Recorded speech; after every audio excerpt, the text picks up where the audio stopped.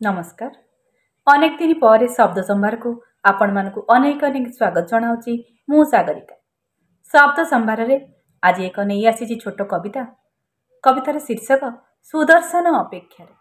कवितार शीर्षक सुदर्शन अपेक्षा। मु नुहे अनंत यौवन पद्मगंधनारी जाज्ञसेनी संसार जंजालू मोक्ष पई हेबी स्वदेह स्वर्गर प्रयास।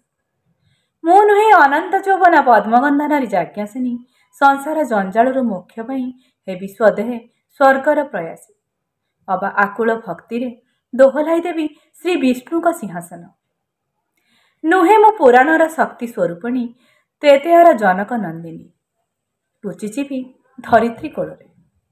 नुहे मो पुराणर शक्ति स्वरूपिणी त्रेतयार जनक नंदिनी लुचिचिबी धरित्री कोଳରେ। साधारण नारी मु ए कली जुगरे केमिति बंचाइबी निजको दुर्बृत्त कबल। पारुनी सही आज कलिजुग सहस्र दुशासनर अत्याचार। आज भी केश मोर मुकुलिता नारी मांस लोभिंकर लोलुप दृष्टि मु क्षत विक्षता। आज भी केश मोर मुकुलिता नारी मांस लोभिंकर लोलुप दृष्टि मु क्षत विक्षता। तथापि नाहांती एठी भक्तवत्सला चक्रधर रखिबाकु पांचाळीर मान।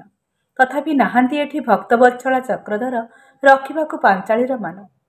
एबे भी बंचिची एठी निर्यातिता धर्षिता होई आगामी सुदर्शन अपेक्षा।